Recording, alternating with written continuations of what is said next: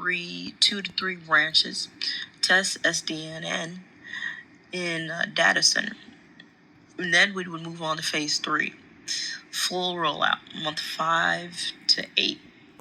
So then at that point, gradually roll out to all branches. So we basically extend this to every single branch, migrate from legacy systems.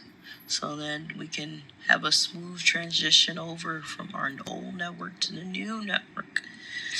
Then we'll start heading into phase 4 in months 9 and over.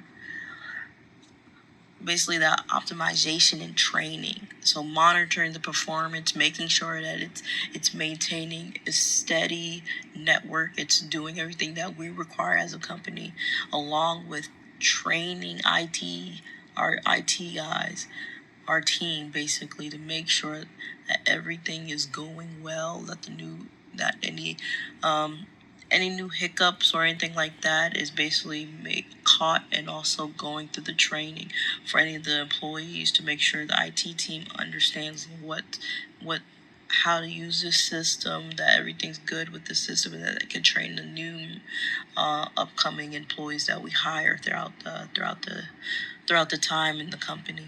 And then also making sure we just optimize policies and making sure everything aligns with our policies and regulations and security codes and whatever at the end of the day, whatever the company needs, making sure that it gets correlated in this entire phase, basically. And then we'll go on to risk migration strategy. And, I said migration. Excuse me, ladies and gentlemen. Mitigation. Basically trying to decrease any risk, any security risk, any just making sure like we can maintain and make sure that we're not taking any damages while trying to incorporate this new network system for you guys and for us, basically. So main thing, change resistance, early user involvement and training. So that's a big thing, which is why we're saying even in the last phases, making sure we do the training for the IT teams. And then not even the last phase, like the beginning phase is the training resistance. So making sure that we get our employees involved and keeping them up to date about the new changes of the network and stuff like that. And just try to make sure we are constantly we want to be proactive and make sure that it's an easier transition for everyone in the company, and it costs us way less to have to go fix a lot of things or just struggling to get to where we want as a company together, because we just want to go all at the same pace and course. So we want to try to make sure we get an early start for our user involvement with the employees. Definitely another big thing would be downtime risk. Basically focusing into the phase deployment and dual path failover. Just making sure whatever risks are going through it, and what's called as we deploy these two SDN and SD-WAN into our network, basically trying to make sure that we also have another path. If anything fails with the new system, we could still go back off our own, especially backups and stuff like that. Another big thing we'd be doing would be vendor lock-in. So multiple vendor evaluations and an open standards. Of course, as a company, we need to make sure that we're checking on the vendors that we bring in to make sure we can actually vouch for them and make sure that they're not a security risk for ourselves, for the company, and for our customers, because that would put us at huge risk. So we would definitely make sure we maintain the vendor lock-in, basically on who we bring into the company and who is basically touching our networking and stuff like that. Another thing that we would be focusing on as a company would be risk constraints. Basically seeing what are we actually outsourcing, automation, AI stuff, and what what are we allowing to actually uh, touch our touch our networks?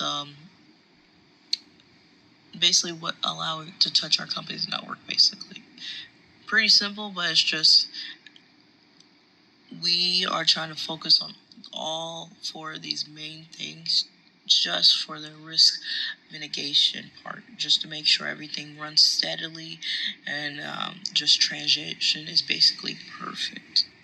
So as we go from there, we'll be go heading deep into like driving innovation and digital transformation.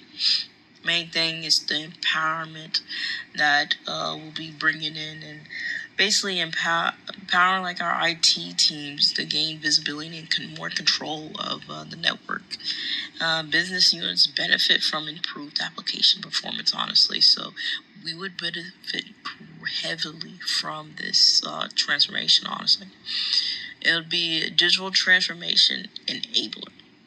Basically, it supports cloud mitigation, IoT, and remote work, allowing our workers to be able to work from home, and our higher ups and some of you, ladies and gentlemen, that is currently sitting here at this table, would be able to go through these processes and some of these proposals, and you'll actually be able to do it from home and where it's more convenient at certain times, because life does get in the way sometimes, and we just have to understand we have the human aspect, but we're still trying to run a company here, of course.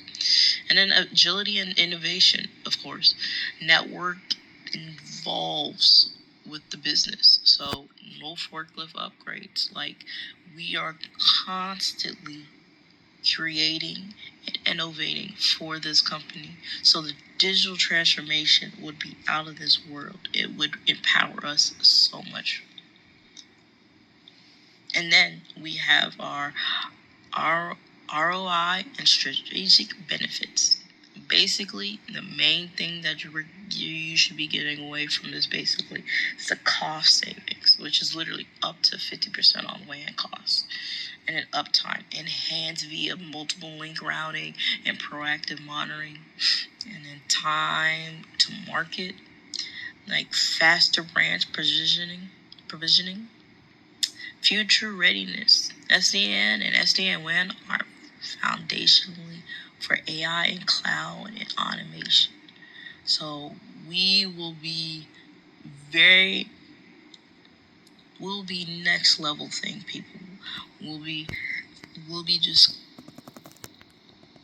we will be innovating and creating and trying to move on to the next step.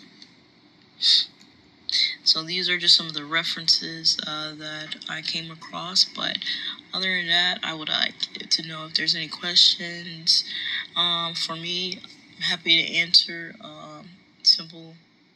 simple ideas, key takeaways that you guys got from here. But thank you for hearing my proposal at this time. Wish you guys all a good evening and have a great one. Goodbye.